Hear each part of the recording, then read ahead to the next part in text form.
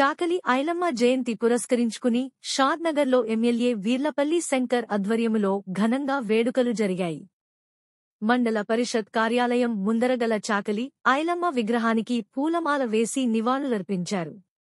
అనంతరం ఎమ్మెల్యే మాట్లాడుతూ చాకలి ఐలమ్మ భూమి కోసం, భుక్తి కోసం, విముక్తి కోసం జ్వలించిన నిప్పుకణిక. తొలి భూ పోరాటానికి నాంది పలికిన వీరమాత.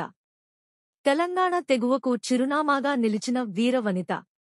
మహిళా లోకానికి స్ఫూర్తి ప్రదాత, సబ్బన్న వర్గాల ఆత్మగౌరవ ప్రతీక చాకలి ఐలమ్మ.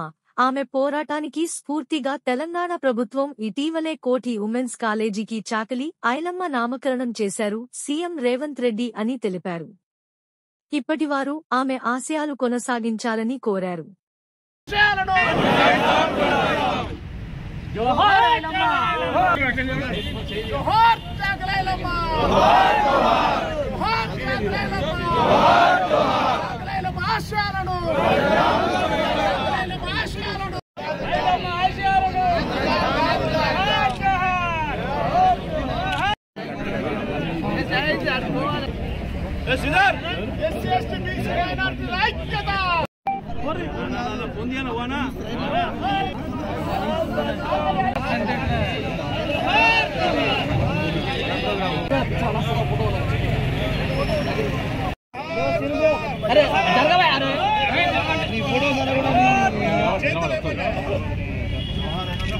మధ్యలో